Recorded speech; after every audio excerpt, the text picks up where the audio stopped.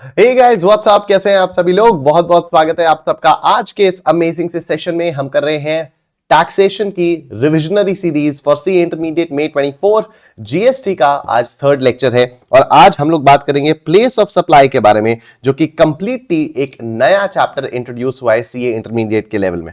ठीक है, तो इससे पहले ये जो प्लेस ऑफ सप्लाई था ये सीए फाइनल में होता था, लेकिन अभी इसको सीए इंटरमीडिएट में भी इंट्रोड्यूस कर दिया गया है। काफी ज्यादा इंपॉर्टेंट है ये वाली चीजें। तो अब इसमें क्या है कि पूरा का पूरा प्लेस ऑफ सप्लाई तो अभी भी सीए फाइनल में है, लेकिन उसके कुछ पोर्शन सीए इंटरमीडिएट में इंट्रोड्यूस हो गए हैं, राइट। तो वो वाला पोर्शन जो कि अब सीए इंटरमीडिएट में आ गया है, उससे रिलेटेड जितने भी क्वेश्चन सीए फाइनल में पहले आए हुए हैं वो सारे के सारे अब सीए इंटरमीडिएट के लिए रेलेवेंट हो गए हैं, राइट।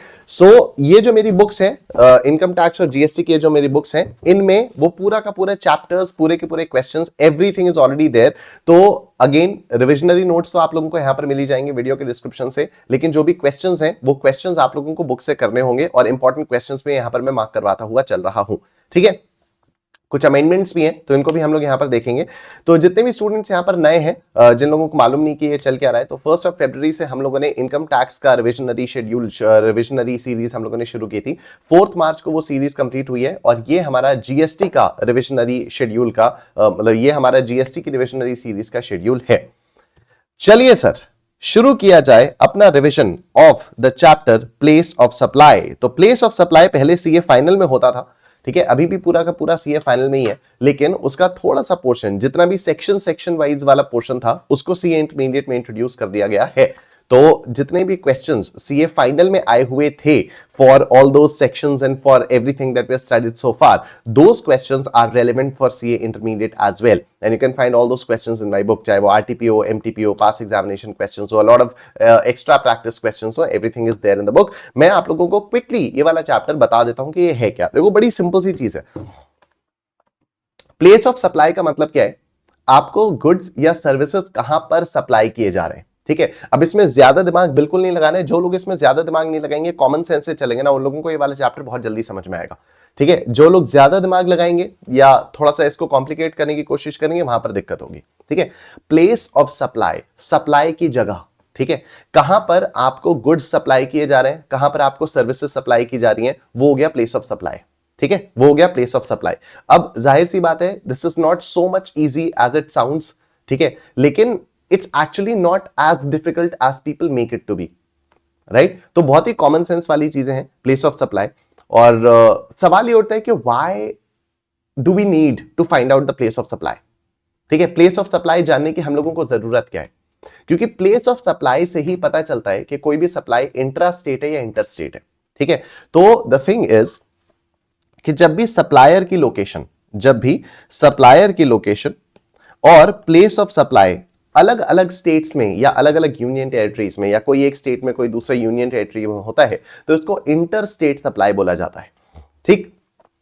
तो इंटर स्टेट सप्लाई होने के लिए जो दो चीजें आप लोगों को देखनी है, एक तो लोकेशन ऑफ सप्लायर और दूसरा प्लेस ऑफ सप्लाई, ठीक है। सप्लायर कहां पर बैठा हुआ है और सप्लाई कहां हो रही है, सप्लाई कहां पर कंज्यूम की जा रही है, ठीक है। और अगर मान लो ऐसा नहीं है, मतलब लोकेशन ऑफ सप्लाई और प्लेस ऑफ सप्लाई एक ही स्टेट के अंदर है, तो वो आपकी इंट्रा स्टेट सप्लाई हो जाएगी, ठीक है। इसीलिए प्लेस ऑफ सप्लाई को जानना बहुत जरूरी हो जाता है, राइट। अब हम लोगों के पास यहां पर सीए इंटरमीडिएट के लेवल पर दो सेक्शंस हैं। एक तो है section 10 of the IGST act, ठीक है। तो अभी तक हम लोगों ने जितने भी सेक्शंस पढ़े हैं, चाहे वो सेक्शन 7 हो सप्लाई वाला, चाहे वो सेक्शन 8 हो मिक्स्ड सप्लाई कॉम्पोजिट सप्लाई वाला, चाहे वो सेक्शन 9 हो लेवी ऑफ जीएसटी वाला, चाहे वो सेक्शन 10 हो कॉम्पोजिशन लेवी वाला, लेकिन ये जो 7, 8, 9, 10 सेक्शंस हम लोगों ने पढ़े, ये सीजीएसटी एक्ट 2017 के सेक्शंस पढ़े, ठीक है। अभी हम लोग जो सेक्शन पढ़ रहे हैं आज, वो हम लोग सेक्शन 10 और सेक्शन 12 पढ़ेंगे आईजीएसटी एक्ट के, ठीक है, आईजीएसटी एक्ट के। तो देखो, सेक्शन 10 जो है वो गुड्स की प्लेस ऑफ सप्लाई डिटरमिन करने में मदद करता है, और सेक्शन 12 जो है वो सर्विसेज की प्लेस ऑफ सप्लाई डिटरमिन करने में मदद करता है, ठीक है। तो एक एक करके हम लोग चलते हैं यहां पर। सेक्शन 10 के अंदर सबसे पहले सेक्शन 10(1)(a), ठीक है। ये कह रहा है अगर सप्लाई में मूवमेंट ऑफ गुड्स इन्वॉल्व है, तो सिंपली क्या हो जाएगा, place of supply will be what, जहां पर गुड्स फाइनली जा रहे हैं, ठीक है, कॉमन सेंस कि सप्लाई कहां हो रही है, जहां पर गुड्स फाइनली जा रहे हैं। मैं यहां पर अगर प्रयागराज में बैठ के, प्रयागराज उत्तर प्रदेश में बैठ के कोई सामान भेज रहा हूं, सपोज बैंगलोर कर्नाटका, तो place of supply will be what, Bangalore Karnataka, क्योंकि गुड्स सप्लाई कहां हो रही है, सप्लाई अल्टीमेटली वहां पर हो रही है। ठीक है, तो location of the goods at the time the movement terminates for delivery. ठीक है, एडिशनल इंफॉर्मेशन क्या है, applies to movement by supplier, recipient और अदर पर्सन। चाहे मैं मूवमेंट करवाऊं, चाहे रेसिपिएंट मूवमेंट करवाए, चाहे कोई और तीसरा बंदा मूवमेंट करवाए, ये हो जाता है। ठीक है, 10(1)(b जो है वो bill to ship to model में बात करता है। ठीक है, कि सपोज मैंने आपसे बोला कि आप किसी तीसरे बंदे को सामान भिजवा दो। ठीक है, तो अब आप सप्लाई कहां पर कर रहे हो, आप सप्लाई कर तो उस बंदे को रहे हो, आप सामान उधर भिजवा रहे हो, लेकिन आप सप्लाई तो मुझे दे रहे हो। ठीक है, मैं आपसे कुछ काम करने के लिए कह रहा हूं, मैं आपसे क्या कह रहा हूं कि you supply these goods where, there. तो आप सप्लाई कर क्या रहे हो, आप सप्लाई मेरे को दे रहे हो। ठीक है, I am basically the third person. तो देखो, goods delivered on the direction of a third person. तो अगर मैं आपको कह रहा हूं कि आप तीसरे बंदे को गुड्स डिलीवर कर दो, आप उस बंदे को गुड्स डिलीवर कर दो, तो आप किसकी डायरेक्शन पे गुड्स उधर डिलीवर कर रहे हो, मेरी डायरेक्शन पे गुड्स उधर डिलीवर कर रहे हो। ठीक है, तो principal place of the business of the third person, तो क्योंकि आप सप्लाई मुझे दे रहे हो, तो place of supply will be what, मेरा प्लेस ऑफ बिजनेस। ठीक है, applies when goods are delivered by supplier to a recipient on another on third person's direction. ठीक है, फिर एक हो गया 10(1)(c), supply does not involve movement of goods. ठीक है, supply does not involve movement of goods, मतलब जो भी गुड्स हैं वो आपकी प्लेस पर असेंबल हो रहे हैं। ठीक है, या गुड्स का मूवमेंट ही इन्वॉल्व नहीं है, असेंबली वाली तो खैर अलग वाली चीज है, यहां पर 10(1)(d) में बात करेंगे असेंबल के बारे में, लेकिन यहां पर अगर मूवमेंट ऑफ गुड्स है ही नहीं, ठीक है, कस्टमर आ रहा है वहीं पर आपकी जगह से ही वो लेकर जा रहा है सामान को, तो आपको मूवमेंट करवाने की कोई जरूरत नहीं है। तो supply to a person other than a registered person, sorry ये तो दूसरा पढ़ लिया मैंने। Supply does not involve movement of goods में क्या हो गया, location of the goods at the time of delivery to recipient. ठीक है, तो मूवमेंट ऑफ गुड्स ना तो आपको करवाना है, ना तो रेसिपिएंट करवा रहे हैं, ना कोई तीसरा बंदा करवा रहा है, बस जो भी रेसिपिएंट है वो आ रहा है, आप ही की जगह से गुड्स उठाकर ले जा रहे हैं, तो supply does not involve movement of goods, ये हो गया। ठीक है, अब ये जो 10(1)(ca है, ये एक नया सेक्शन यहां पर लाया गया है। 10(1)(ca is as per the IGST amendment act 2017। ठीक है, तो IGST अमेंडमेंट एक्ट 10(1)(ca को लाया है, और इसके पीछे का जो लॉजिक है वो बड़ा सिंपल सा है। ठीक है, जैसे मैं गोवा गया, राइट, अब मैं गोवा गया घूमने, मैंने वहां की किसी लोकल शॉप से कोई सामान खरीद लिया। ठीक, अब वो सामान खरीद कर मैं यहां पर प्रयागराज उत्तर प्रदेश में ले आया। ठीक है, मैं गोवा गया, वहां से मैंने कुछ सामान खरीदा, मैं प्रयागराज उत्तर प्रदेश में ले आया, प्लेस ऑफ सप्लाई क्या हुआ। ठीक है, प्लेस ऑफ सप्लाई क्या हुआ, तो इस टाइप के कई सारे इश्यूज आए, जहां पर ओवर द काउंटर सेल हो रही थी, अनरजिस्टर्ड पर्संस को सेल हो रही थी, जहां पर ओवर द काउंटर सेल हो रही थी, अनरजिस्टर्ड पर्संस को सेल हो रही थी, ये टूरिस्ट लोग थे। ठीक है, ये लोग सारे के सारे टूरिस्ट लोग थे, और भी इस टाइप के कुछ और लोग थे, तो इनके लिए प्लेस ऑफ सप्लाई क्या होगी, तो उसके लिए IGST अमेंडमेंट एक्ट ने सेक्शन 10 के अंदर सेक्शन 10(1)(ca) को इंट्रोड्यूस किया। ठीक है, तो supply to a person other than a registered person, unregistered person को हो रहा है, तो फिर अब क्या होगा, address of the person recorded on the invoice, if not available location of the supplier। ठीक है, तो क्या होगा कि अगर मैंने सपोज गोवा में जाकर कोई सामान खरीदा, उसने मेरे से पूछ लिया कि भाई ये कहां से हो, ठीक है, कहां से आए हो, और मैंने बता दिया प्रयागराज उत्तर प्रदेश, उसने सिर्फ इतना लिख दिया प्रयागराज उत्तर प्रदेश, उसने अपने बिल पर लिख दिया प्रयागराज उत्तर प्रदेश, तो जो आपकी प्लेस ऑफ सप्लाई होगी वो प्रयागराज उत्तर प्रदेश हो जाएगी। और अगर मान लो उसने बिल पर मेरा एड्रेस नहीं लिखा, बिल पर अगर उसने मेरा एड्रेस नहीं लिखा, तो वो जहां पर है तो place of supply will B Goa. ठीक है, इट्स वेरी सिंपल, अगर बिल पर मेरा एड्रेस मेंशन्ड है तो प्लेस ऑफ सप्लाई मेरा एड्रेस हो जाएगा, जहां से मैं हूं, जो मेरा एड्रेस वाली स्टेट है वो हो जाएगा, otherwise place of supply will B जहां से वो सप्लाई कर रहा है, जो भी लोकेशन ऑफ द सप्लायर है। अब यहां पर मेरा पूरा का पूरा एड्रेस लिखने की जरूरत नहीं है, सिर्फ अगर स्टेट लिख दिया तो बात एकदम खत्म हो जाती है। ठीक है, तो address must be recorded, state name in the invoice deemed as address. ठीक है, इनवॉइस पर सिंपली स्टेट नेम भी अगर मेंशन हो गया तो उसको एड्रेस मान लिया जाएगा। देखो 10(1)(ca) से रिलेटेड पूरा का पूरा एक्सप्लेनेशन मैंने आप लोगों को यहां पर एकदम सिंपल भाषा में दिया हुआ है। Goods purchased over the counter in one state and transported to another state by the buyer. ठीक है, किसको अप्लाई कर रहा है, this often happens with people like migrant workers और tourists who go to one state, buy something and then bring it back to their home state. It also applies when people buy cars in a different state to save money on taxes and registration fee। ठीक है, किसी दूसरी state से गाड़ी खरीदी, उसके बाद उसको चलाकर अपनी स्टेट में ले आए। Why is this important for GST? When goods move across state lines like this, it can get confusing to figure out where the sale really happened for tax purposes। ठीक है, अब वो place of supply क्या मानी जाएगी, वो बात है। Therefore, it's important to determine the place of supply। What's a new rule? To clear up this confusion, a new part of the law, section 10(1)(ca) was added on 1st October 2023. तो ये कब से आया है? ये 1st October 2023 के बाद से applicable होगा. It says that if you're not registered for GST and you buy goods to take to another state, अगर आप registered नहीं हो और आप सामान खरीद कर दूसरे स्टेट में लेकर जा रहे हो, the place of supply is considered to be, if your address is on the receipt, अगर आप रिसीट पर आपका एड्रेस है तो wherever you live according to the address written on the sales receipt. ठीक है, तो जो भी सेल्स रिसीट पर आपका एड्रेस लिखा होगा that will be the place of supply. If your address isn't on the receipt, अगर वो रिसीट पर आपका एड्रेस नहीं मेंशन्ड है तो where the store is located from where you bought the goods. ठीक है, तो जहां से आप सामान खरीद रहे हो वो वाला स्टोर आपके लिए प्लेस ऑफ सप्लाई हो जाएगा. एड्रेस का मतलब क्या हो गया? Just writing down the state you're from on the receipt is enough. They don't need your full address. तो रिसीट पर आप अगर सिर्फ अपना स्टेट का नाम बता दोगे तो वो भी काफी हो जाएगा, पूरा एड्रेस आप लोगों को बताने की जरूरत नहीं है. ठीक है, तो प्लेस ऑफ सप्लाई का ये पहला अमेंडमेंट था सेक्शन 10(1)(ca). ठीक है, 10(1)(ca) एक नया सेक्शन इंट्रोड्यूस किया हुआ है. कंटिन्यू करते हैं अपना रिवीजन. 10(1)(d), तो 10(1)(d) पहले भी था. ठीक है, अगर गुड्स असेंबल किए जा रहे हैं, इंस्टॉल किए जा रहे हैं ऑन साइट, तो जहां पर गुड्स इंस्टॉल किए जा रहे हैं या जहां पर असेंबल किए जा रहे हैं वही आपकी प्लेस ऑफ सप्लाई हो जाएगी. तो प्लेस ऑफ इंस्टॉलेशन और assembly applies to composite supply involving goods and installation services. इसमें मैं आप लोगों को हमेशा पेपर फ्राई का एग्जांपल देता हूं. ठीक है, कि पेपर फ्राई से अगर मैंने कोई फर्नीचर का पीस मंगाया, वो मेरे घर पे पार्ट्स भेज रहे हैं और उन्हीं के बंदे आकर यहां पर उसको असेंबल कर रहे हैं, तो ये कंपोजिट सप्लाई हो गई. Alright, 10(1)(e), goods supplied on board a conveyance. ठीक है, goods supplied on board a conveyance. Train में जो खाना वगैरह मिल रहा है, तो जहां पर गुड्स चढ़ रहे हैं ट्रेन में, that will be the place of supply.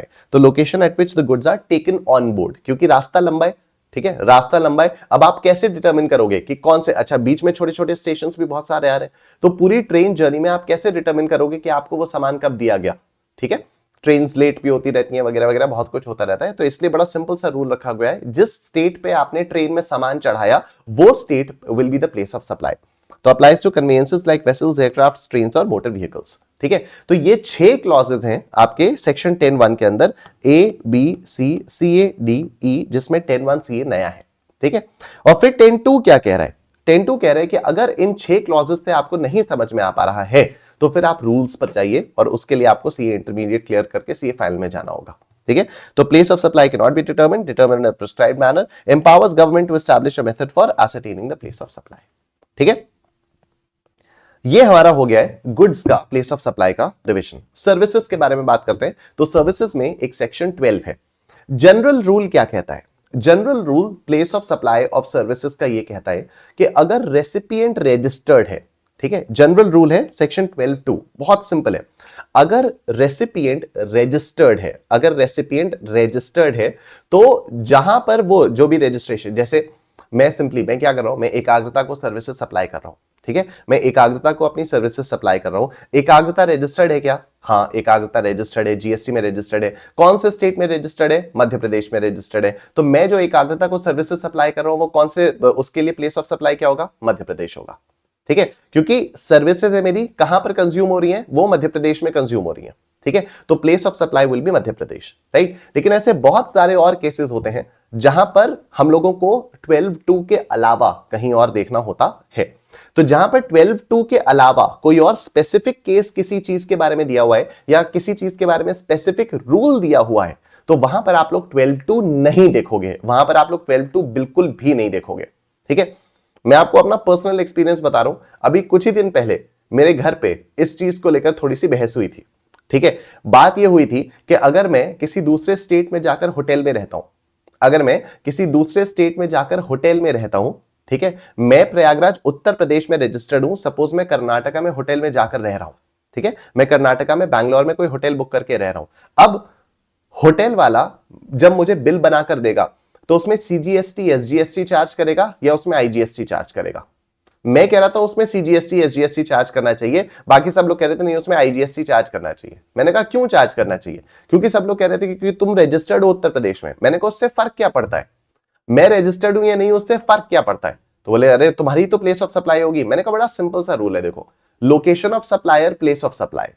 Location of supplier क्या हो गया? जो बंदा मेरे को होटल में अपनी सर्विसेज दे रहा है, कहां पर है वो? कर्नाटका में. Place of supply, immovable property, place of supply. अगर जनरल रूल को छोड़ भी दो तो इसको एकदम और जनरल रूल देखो ना यार. मैंने एकदम बोला ना, एकदम कॉमन सेंस देखो, सप्लाई कंज्यूम कहां पर हो रही है, सप्लाई कंज्यूम कहां पर हो रही है? क्या उसने मेरे को उत्तर प्रदेश में होटल बना कर दिया, मैं उत्तर प्रदेश में रुक रहा हूं? नहीं ना, सप्लाई कंज्यूम कहां हो रही है? बैंगलोर कर्नाटका में।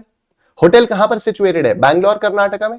मैं कहां पर रुका हूं? बैंगलोर कर्नाटका में। मैं उसकी सर्विसेज कहां ले रहा हूं? बैंगलोर कर्नाटका में। How the hell does it matter कि मैं रजिस्टर्ड उत्तर प्रदेश में हूं?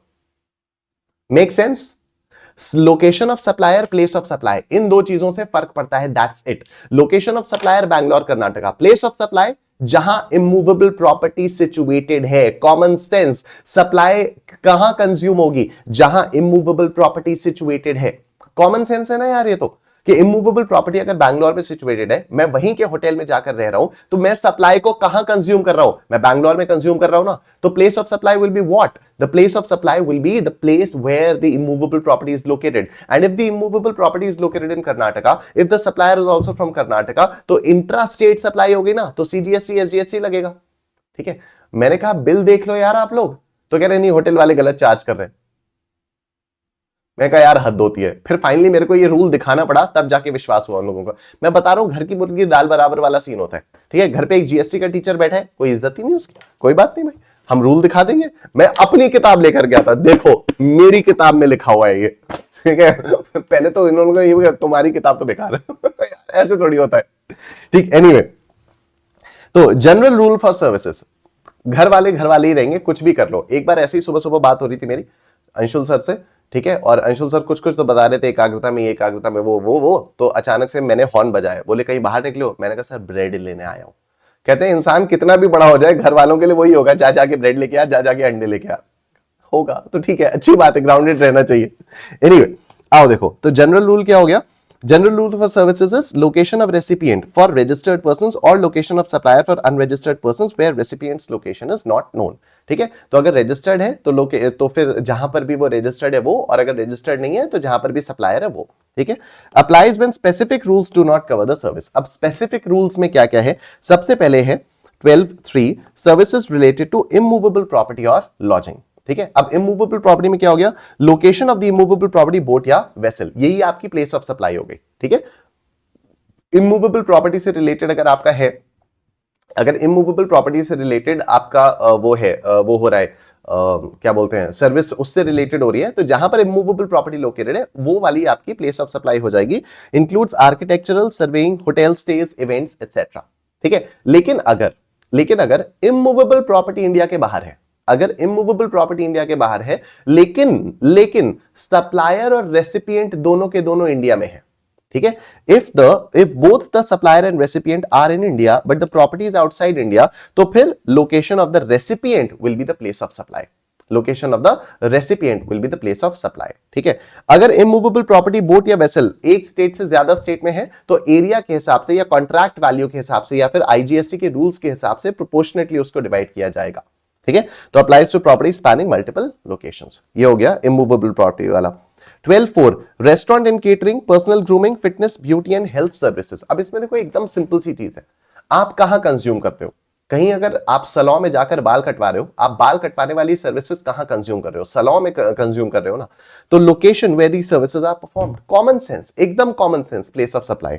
Next, training and performance appraisal. Training and performance appraisal, location of the registered entity अगर B2B है, और where the services physically conducted अगर B2C है तो। ठीक है, तो यहां ट्रेनिंग या परफॉर्मेंस अप्रेजल के लिए इसने कहा कि अगर रजिस्टर्ड रेसिपिएंट है, अगर रेसिपिएंट रजिस्टर्ड है, तो जहां पर भी वो रजिस्टर्ड एंटिटी की लोकेशन है वो, अदरवाइज जहां पर भी ये सर्विसेज फिजिकली कंडक्ट हो रही है वो वाली, मतलब ट्रेनिंग वाली सर्विसेज हो रही है वो। Differentiates based on the nature of the recipient. ठीक, admission to events, amusement parks. अब आप कॉमन सेंस से बताओ, इसके लिए प्लेस ऑफ सप्लाई कहां होगी? जहां पर वो पार्क सिचुएटेड होगा। ठीक है, प्लेस वेयर द इवेंट या पार्क इज सिचुएटेड, तो covers cultural, sporting, educational, entertainment events etcetera. आगे देखो 12(7) ऑर्गेनाइजेशन ऑफ इवेंट्स। ठीक है, कहां होगा? जहां पर आप इवेंट्स ऑर्गेनाइज कर रहे हो। ठीक है, तो रजिस्टर्ड एंटिटीज के लिए location of the entity, unregistered entities के लिए where the event is held. तो बस यहां पर आपको कुछ कुछ जगहों पर याद करना पड़ेगा, क्योंकि कुछ कुछ जगहों पर इन लोगों ने वो जनरल रूल को भी घुसा के रखा हुआ है कि रजिस्टर्ड है तो ये, अनरजिस्टर्ड है तो ये। ठीक है, applies to various types of events and their ancillary services। आगे देखो, ट्रांसपोर्टेशन ऑफ गुड्स, मेल और कोरियर। ठीक, रजिस्टर्ड पर्संस के लिए location of such person, unregistered persons के लिए जहां पर गुड्स वो हैंड ओवर किए जा रहे हैं। नेक्स्ट, पैसेंजर ट्रांसपोर्ट सर्विसेज, अब देखो पैसेंजर ट्रांसपोर्टेशन सर्विसेज में रजिस्टर्ड रेसिपिएंट्स के लिए location of the recipient, unregistered के लिए जहां से पैसेंजर चढ़ा है, एम्बार्क्स का मतलब जहां से पैसेंजर शुरू हुआ है अपनी जर्नी, ठीक है। Rules for issuance of rights to passage when boarding point is unknown, अब हो सकता है मेरे पास मेक माई ट्रिप का कोई वाउचर हो, ठीक है, या मेरे पास किसी कहीं का हाँ मेरे पास सपोज मेक माई ट्रिप का वाउचर है। अब मेक माई ट्रिप का वाउचर है, होगी वो पैसेंजर ट्रांसपोर्ट सर्विस ही एक तरह से, ठीक है, या सपोज आईआरसीटीसी का मेरे पास कोई कूपन है, ठीक है, आईआरसीटीसी का मेरे पास अब कूपन है तो मैं उसको किसी भी ट्रेन जर्नी में अप्लाई कर सकता हूं। तो कौन सी ट्रेन जर्नी में अप्लाई करूंगा ये तो पता ही नहीं चलेगा। तो if the address of the unregistered person is available in the records of the supplier, location of such unregistered person, in other cases location of supplier of services, ठीक है। तो अगर मेरे को राइट दिया जा रहा है, बोर्डिंग पॉइंट अननोन है लेकिन मेरे को पैसेज का राइट दिया जा रहा है कि हाँ ठीक है तुम चाहो तो यहां पर चढ़ सकते हो, जैसे एयरलाइंस वालों के पास ऐसा होता है, जो इंडिगो वगैरह में काम करते हैं उन लोगों के पास ये अधिकार होता है, उन लोगों की एक सीट रिजर्व्ड होती है, ठीक है, तो वो लोग स्टाफ कोटा में अपने किसी भी रिलेटिव वगैरह को भी चढ़वा सकते हैं, ठीक है। तो एनीवे, तो यहां पर यही दिया हुआ है कि अगर राइट्स टू पैसेज का आपको इश्यू किया हुआ है तो फिर क्या होगा, if the address of the unregistered person is available, if the address of the unregistered person is available on the records, then location of the unregistered person, other cases location of supplier of services. 12-11 service supplied on board a conveyance, service supplied on board a conveyance, ठीक है, पहले हम लोगों ने बात की थी goods supplied on board a conveyance, तो उसके लिए प्लेस ऑफ सप्लाई क्या आती है, जहां से गुड्स चढ़े हैं, यहां पर अब सर्विस कैसे चढ़ेगी, ठीक है, कोई सिंगर है वो गाना गा रहा है वहां पर, तो सर्विस कैसे चढ़ेगी, तो initial scheduled departure point of the conveyance, बात एक तरह से वही हो गई कि जहां से आपने स्टार्ट किया, initial scheduled departure point applies to services offered on vessels, aircraft, trains or motor vehicles. Then we have telecommunication services, ठीक है। अब यहां देखो, services involving fixed line, leased and internet leased circuits, dish antenna etc. location of such fixed equipment, तो जहां पर अगर fixed line है, leased है, internet leased circuits है, तो जहां पर ये fixed equipment located है वहां पर हो जाएगा। मान लो ये मल्टीपल लोकेशंस पे स्पैंड है तो पॉइंट टू पॉइंट बेसिस पर देखा जाएगा, प्रोपोर्शनेट देखा जाएगा। So if the leased circuit is installed in more than one state, each respective state or union territory based on the value of the service specified in the contract or agreement, ठीक है, तो या तो contract में mentioned हो और proportionately according to rule 6 of the IGST rules if there's no contract या agreement, या फिर अगर कॉन्ट्रैक्ट या अग्रीमेंट में वैल्यू स्पेसिफाइड नहीं है तो फिर इस रूल के हिसाब से होगा। और ये रूल क्या कहता है, based on the number of points with in each state और यूनियन टेरिटरी, ठीक है। तो एक क्वेश्चन में आपको दिया रहता है कि लीज जो आपकी फिक्स्ड लाइन है, this is spanning these many multiple states और हर स्टेट में इतने इतने पॉइंट्स हैं, तो जितने पॉइंट्स होंगे उस हिसाब से आपको प्रोपोर्शनेट करना होगा, क्वेश्चंस दिए हुए हैं बुक में, ठीक है। Then you have postpaid mobile and internet services, तो location of billing address of the recipient and if the same is not available, location of supplier, तो billing address अगर mention है तो वो otherwise location of supplier हो जाएगा। Prepaid mobile या internet DTH services provided through selling agent, ठीक है, अगर प्रीपेड वाली सर्विसेज आपको दी जा रही हैं तो अगर सेलिंग एजेंट के थ्रू दी जा रही हैं, रीसेलर के थ्रू दी जा रही हैं, डिस्ट्रीब्यूटर के थ्रू दी जा रही हैं, तो address of such selling agent, reseller, distributor in the records of the supplier at the time of supply या by any person to final subscriber, location where pre payment is received और place of supply और place of sale of vouchers, या when the payment is made through electronic mode, location of recipient in the records of supplier। तो ये कुछ चीजें जो आप लोगों को याद रखनी पड़ेंगी, इसमें कोई और ऑप्शन नहीं है। Other cases, address of the recipient in the records of the supplier and if the same is not available, location of the supplier। एक ही तरह की है मोटी मोटी सारी चीजें, ठीक, ओके। आओ 12 financial and stock broking services, financial and stock broking services में क्या हो गया, recipient's location as per service provider's records, otherwise location of the service provider. तो अगर सप्लायर के पास वो है, आपका रिकॉर्ड है, आपका एड्रेस वगैरह मेंशन है तो वो, अदरवाइज जो जहां पर location of the service provider है वो। इंश्योरेंस सर्विसेज, रजिस्टर्ड लोगों के लिए location of the recipient, unregistered लोगों के लिए as per recipient's location in the provider's records. अब ये है काफी important subsection 12(4), advertisement services to government, ठीक है। तो यहां पर प्लेस ऑफ सप्लाई क्या होगी, ईच स्टेट या union territory where the advertisement is disseminated, proportional to the services provided in respective locations. अब ये जो proportional to the services provided है, ये प्रोपोर्शन कैसे कैसे आएगा, इसके कई सारे केसेस यहां पर दिए हुए हैं। तो टाइप ऑफ एडवर्टीजमेंट है, क्या क्या वैल्यू मानी जाएगी, प्लेस ऑफ सप्लाई क्या होगी, एग्जाम्पल भी यहां पर दिया हुआ है बुक में। अगर आप देखोगे पूरा डिटेल्ड एक्सप्लेनेशन इसके बारे में दिया हुआ है अलॉन्ग विद क्वेश्चंस, ठीक है। तो देखो सबसे पहला है advertisement in newspapers and publications, ठीक है। तो अब यहां पर क्या हो गया कि आपने अगर न्यूज़पेपर में कोई एडवर्टीजमेंट दिया तो वो न्यूज़पेपर हर अलग अलग स्टेट में जाएगा, तो हर स्टेट के न्यूज़पेपर के प्रिंटिंग प्रेस को आप कितना पैसा दे रहे हो, that will be the value of supply, that will be the value of service for each state, ठीक है। और अगर आपने किसी को क्या किया, जैसे यहां पर ABC advertises in various editions of the newspaper, ठीक है, तो आपने किसी एडवर्टाइजिंग एजेंसी को पैसा दिया, अब वो एडवर्टाइजिंग एजेंसी जितनी वैल्यू का सर्विस प्रोवाइड करवा दिया अलग अलग स्टेट्स में, उस वैल्यू के हिसाब से प्लेस ऑफ सप्लाई भी डिटरमाइन होगी, उस वैल्यू के हिसाब से आपका जीएसटी का रेट भी निकल कर आएगा कि हर स्टेट में इतना इतना दिया हुआ है। Proportional to the editions published in different states या union territories based on payment, payment के बेसिस पर डिटरमाइन होगा ये, ठीक है। Value of services amount payable for publishing in each state या union territory edition. Advertisements to printed material, printed material मतलब क्या हो गया, ये आपके पैम्फलेट्स वगैरह हो गए, ठीक है।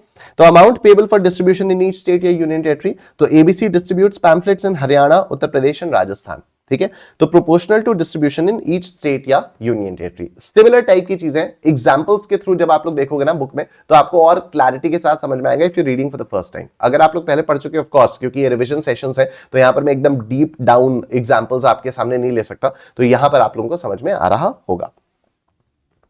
Advertisement on hoardings excluding trains, advertisement on hoardings excluding trains, अगर होर्डिंग्स पर आप एडवर्टीजमेंट करवा रहे हो तो क्या होगा, तो amount payable for hoardings in each state, हर स्टेट की होर्डिंग्स पर आप जितना पैसा दे रहे हो वो। Example ABC installs hoardings in major cities across different states, और यहां प्लेस ऑफ सप्लाई क्या होगा, based on the location of each hoarding in state या यूनियन टेरिटरी, ठीक है। अगर आप ट्रेन्स में एडवर्टीजमेंट करवा रहे हो तो क्या होगा, ratio of the track length in each state या union territory for that train, ठीक है। तो आपकी ट्रेन चल रही है यहां से, सपोज उत्तर प्रदेश से मेरे को दिल्ली जाना है, तो अब बीच में जो भी स्टेट्स पड़ेंगी, ठीक है, बीच में जो भी स्टेट्स पड़ेंगे, ऑल्दो बीच में कोई बहुत ज्यादा स्टेट्स पड़ती नहीं है, लेकिन सपोज मेरे को यहां से ट्रेन से मुंबई जाना है, तो बीच में जो भी स्टेट्स पड़ेंगी, प्रयागराज, उत्तर प्रदेश से महाराष्ट्र में जो जितने भी बीच में स्टेट्स पड़ेंगी ट्रेन ट्रैक में, तो हर स्टेट पे वो ट्रेन ट्रैक की लेंथ कितनी होगी, उसके बेसिस पर वैल्यू डिटरमिन होगी, और उसी के बेसिस पर उतनी ही वैल्यू पर वो वाली प्लेस ऑफ सप्लाई के हिसाब से सीजीएसटी, एसजीएसटी, आईजीएसटी लगेगा। ABC places ads on a train traversing multiple states, तो proportional to the track length in each state या union territory. Next देखो, advertisements on the back of utility bills, ठीक है, तो बिल्स के पीछे भी एडवर्टीजमेंट आता है, तो amount payable for ads on bills of each state और union territory proportional to consumers in each state या यूनियन टेरिटरी, ठीक है। तो कंज्यूमर्स के डेटा के बेसिस पे प्रोपोर्शनेट किया जाएगा। एडवर्टीजमेंट ऑन रेलवे टिकट्स, कभी कभी रेलवे टिकट्स के पीछे भी एडवर्टीजमेंट होता ही आईआरसीटीसी के भी थ्रू अगर आप टिकट बुक करोगे तब भी वहां पर होगा। तो ratio of number of railway stations in each state या यूनियन टेरिटरी, तो अगर ट्रेन टिकट के पीछे एडवर्टीजमेंट है, ट्रेन टिकट पे एडवर्टीजमेंट है, तो फिर वो उस ट्रेन में आप देखोगे, ठीक है, जैसे वो ट्रेन टिकट है, सपोज यहां से बैंगलोर में जा रहा हूं, अब जितनी भी स्टेट्स हैं, उन स्टेट्स में जितने रेलवे स्टेशंस हैं, जितने भी रेलवे स्टेशंस हैं, उसके बेसिस पर वैल्यू डिटरमाइन की जाएगी।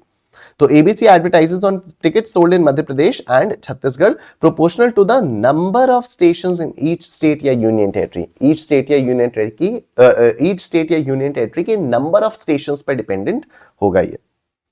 एडवर्टीजमेंट ऑन रेडियो स्टेशंस, तो amount payable to stations part of each state, ठीक है, तो जितना भी आप हर रेडियो स्टेशन के लिए दोगे उतना वो हो जाएगा। ABC advertises on a radio station covering multiple states proportional to allocation for each state या union territory based on station coverage. Next, television channels based on viewership ratio in each state या union territory. इस पर एक बहुत अच्छा question है, वो question book में दिया हुआ है, वो आपको करना ही करना है, ठीक है, वो करना ही करना है। टेलीविजन चैनल्स वाला बहुत तगड़ा क्वेश्चन है, आरटीपी का क्वेश्चन है। ABC advertises on a channel broadcasting in multiple states proportional to the viewership figures derived from broadcasting audience research council data. Advertisement in cinema halls, so payable to each cinema hall screen in a state or union territory. ABC advertises in cinema halls in Chennai and Hyderabad proportional to cinemas in each state or union territory. Then we have advertisement on the internet. अगर आप internet पे कर रहे हो तो internet के जितने भी सब्सक्राइबर्स होंगे हर स्टेट में, उसके बेसिस पर वैल्यू डिटरमिन होगी और उसी के बेसिस पर प्लेस ऑफ सप्लाई। और अगर आप एसएमएस के थ्रू एडवर्टीजमेंट कर रहे हो तो based on telecom subscribers in each state या यूनियन टेरिटरी, क्योंकि एसएमएस किसको जाएगा, जितने भी सब्सक्राइबर्स होंगे उन लोगों को एसएमएस जाएगा, तो उसके बेसिस पर यहाँ पर वैल्यू डिटरमिन होगी और उसी के बेसिस पर प्लेस ऑफ सप्लाई भी डिटरमिन हो जाएगी। अब क्लैरिफिकेशंस आए हैं एडवर्टीजमेंट सेक्टर को लेकर, ये भी अमेंडमेंट है, ठीक है। बुक में कुछ और क्लैरिफिकेशंस भी मैंने दिए हुए हैं, लेकिन वो आईसीएआई ने नोटिफाई नहीं किया। ठीक है, सरकार ने कुछ क्लैरिफिकेशंस दिए थे तो वो मैंने आपको बुक में दे दिए थे, आई टोल्ड यू, क्योंकि बुक कब आई थी, स्टैट्यूटरी अपडेट रिलीज होने से पहले आई थी, तो बुक में मैंने कुछ और क्लैरिफिकेशंस भी दे दिए थे। लेकिन अब मैं आप लोगों को जितना यहां पर कराऊंगा आपको उतना ही करना है, बाकी आप बुक में से क्रॉस आउट कर देना। ठीक है, आओ देखो, clarification regarding place of supply in case of supply of services in respect of advertising sector। ठीक है, अब दो केसेस यहां पर दिए हुए हैं, दो केसेस यहां पर दिए हुए हैं। मैं आपको पहले इन दोनों केसेस का जस्ट बता देता हूं और उसके बाद फिर मैं आप लोगों को बताऊंगा कि करना क्या है। ठीक है, पहला जो केस है, पहला जो, चलो मैं पढ़वाई देता हूं तो पढ़ के आपको थोड़ी और क्लैरिटी आएगी, अच्छे से आपको तभी समझ में आएगा। देखो, advertising companies are often involved in procuring space on hoardings या billboards erected and mounted on buildings या land in different states from various suppliers vendors for providing advertising services to its corporate clients। ठीक है, तो अब ये लोग करते क्या है, ये लोग करते क्या है, कुछ एडवर्टाइजिंग कंपनीज होती हैं, ठीक है, और कुछ सप्लायर्स होते हैं जिनको हम लोग वेंडर्स बोलेंगे। ठीक, अब ये लोग क्या करते हैं, वेंडर्स से होर्डिंग्स और बिलबोर्ड्स की स्पेस को ले लेते हैं। ठीक है, और इस स्पेस पर ये अपने एडवर्टीजमेंट्स चलवाते हैं। There may be variety of arrangements between the advertising company and its vendors as below. अब देखो, there may be a case wherein there is a supply of space or supply of rights to use the space on hoarding a structure, immovable property belonging to the vendor to the client advertising company for display of their advertisement on the said hoarding या structure। ठीक है, यहां पर जो main मुद्दा है वो क्या हो रहा है, आप कोई चीज रेंट कर रहे हो, क्या रेंट कर रहे हो, आप स्पेस रेंट कर रहे हो, होर्डिंग पर या स्ट्रक्चर पर, इमूवेबल प्रॉपर्टी पर वो लगा हुआ है होर्डिंग। ठीक है, उस होर्डिंग पर आप स्पेस को रेंट कर रहे हो। What will be the place of supply of services provided by the vendor to the advertising company in such a case? तो यहां पर बोला गया कि यहां पर इमूवेबल प्रॉपर्टी की तरह से इसको ट्रीट किया जाएगा और 12(3) लगेगा। 12(3) मतलब जहां पर इमूवेबल प्रॉपर्टी लोकेटेड है। I think this is common sense, ये समझ में आ रहा होगा। ठीक है, इसके लिए कोई अलग से क्लैरिफिकेशन की जरूरत नहीं थी। ठीक है, तो यहां पर क्या हो गया, इमूवेबल प्रॉपर्टी पर मैं स्पेस रेंट कर रहा हूं। सपोज मैं कह रहा हूं कि कर्नाटका में इस वाली होर्डिंग पर मेरे को अपना एडवर्टीजमेंट चाहिए। ठीक है, तो अब सप्लाई कंज्यूम का हो रही है, कर्नाटका में हो रही है ना, तो प्लेस ऑफ सप्लाई कैसे डिटरमिन की जाएगी, 12(3) से डिटरमिन की जाएगी। 12(3) क्या कहता है कि जहां पर इमूवेबल प्रॉपर्टी लोकेटेड है। ठीक है, एक दूसरा केस यहां पर आया, इश्यू नंबर 1 तो ये हो गया। इश्यू नंबर 2 ये है कि मैंने किसी को बस बोल दिया कि सुनो ऐसा ऐसा करना है। ठीक है, अब तुम्हारी मर्जी, तुम जहां पर भी लगाओ। ठीक है, मैंने अपने किसी एडवर्टीजमेंट वाले एजेंसी को बोला कि मुझे कर्नाटका में चाहिए, मेरे को यहां चाहिए, मेरे को यहां चाहिए, यहां चाहिए। अब मुझे नहीं पता तुम कैसे करोगे, कहां करोगे, क्या करोगे, लेकिन तुम अपनी मर्जी से लगाओ। अब ऐसे केस में क्या मैं इमूवेबल प्रॉपर्टी को रेंट आउट कर रहा हूं, मतलब ही नहीं है। ऐसे में तो मैं उसकी साफ साफ एडवर्टीजमेंट सर्विसेज ले रहा हूं ना। तो अगर मैं उसकी एडवर्टीजमेंट सर्विसेज ले रहा हूं तो हमारा जनरल रूल जो था कि अगर रेसिपिएंट रजिस्टर्ड है तो location of the recipient, otherwise location of the supplier, तो यही हमारा प्लेस ऑफ सप्लाई हो जाएगा। इन दो चीजों को लेकर बस क्लैरिफिकेशन आया हुआ है। ठीक है, तो पहला है कि अगर आप इस इमूवेबल प्रॉपर्टी के ऊपर सिचुएटेड होर्डिंग्स वगैरह पर स्पेस को रेंट आउट करते हो तो फिर क्या होगा, तो फिर place of supply will be the location of such immovable property जहां पर होर्डिंग सिचुएटेड है, ऑब्वियसली। ठीक, देखो, the hoarding or structure erected on land should be considered as immovable structure or fixture as it has been embedded on earth. Further, place of supply of any service provided by way of sale of space of an immovable property or grant of rights to use an immovable property shall be governed by the provisions of section 12(3)(a) of the IGST Act. As per section 12(3)(a) of the IGST Act, the place of supply of services directly in relation to an immovable property, including services provided by architects, interior decorators, surveyors, engineers, and other related experts or estate agents, any service provided by way of grant of rights to use immovable property or for carrying out coordination of construction work shall be the location at which the shall be the location at which the immovable property is located. Therefore, the place of supply of service provided by way of supply of sale of space on hoarding a structure for advertising or for grant of rights to use the hoarding or structure for advertising in this case would be the location where such hoarding or structure is located. ठीक, फिर मैंने आप लोगों को यहां पर अपने simple terms में दिया हुआ है, since billboards are fixed to the ground, they are considered part of the immovable property like land or buildings. The place of supply in such cases is the place where the billboard is located. Simple. दूसरा issue क्या हुआ, again a very simple issue, There may be another case where the advertising company wants to display its advertisement on hoardings या billboards at a specific location availing the services of a vendor. जैसे मैंने कहा कि मेरे को कर्नाटका में चाहिए, लेकिन अब कहां वो तुम डिसाइड करो.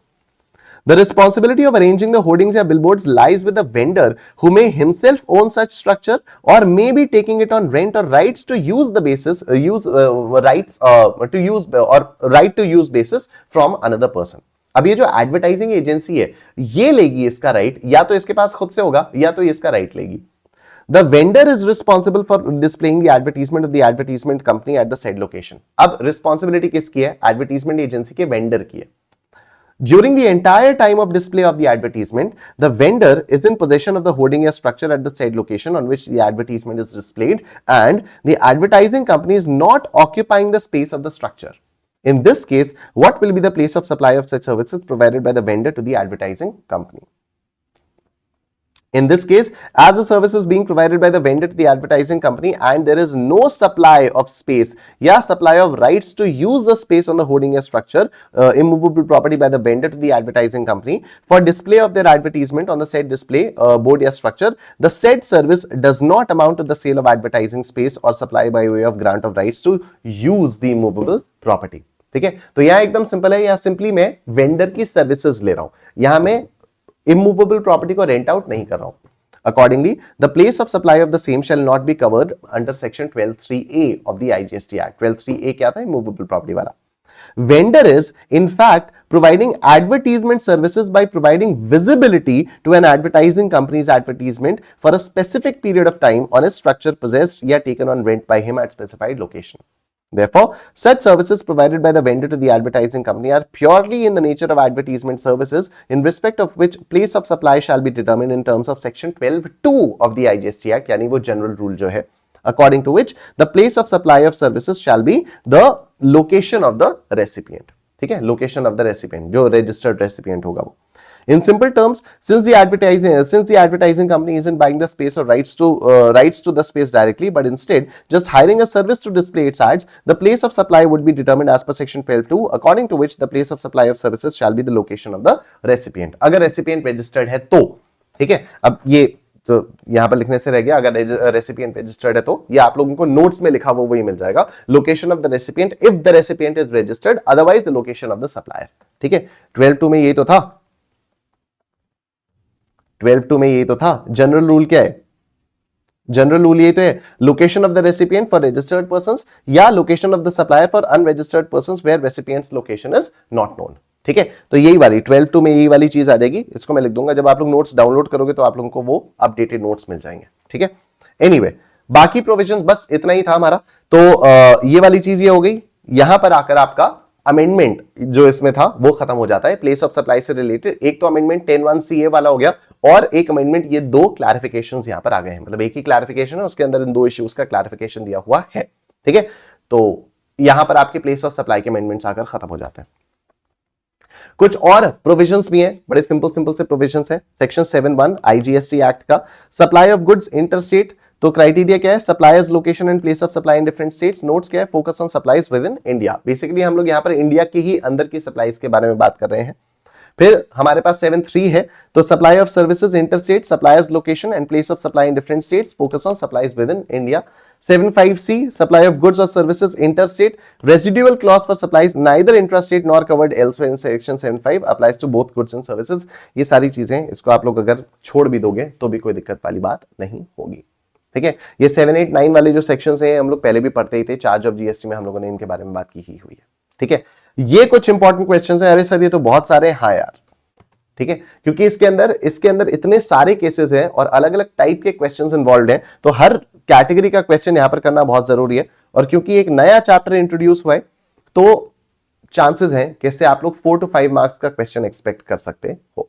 ठीक है, इसी के साथ हमारा प्लेस ऑफ सप्लाई का रिवीजन यहां पर कंप्लीट हो जाता है. आई एम श्योर आप लोगों को वीडियो पसंद आई होगी. प्लीज लाइक कर देना, कमेंट सेक्शन में कमेंट करके बताना आपको सेशन कैसा लगा.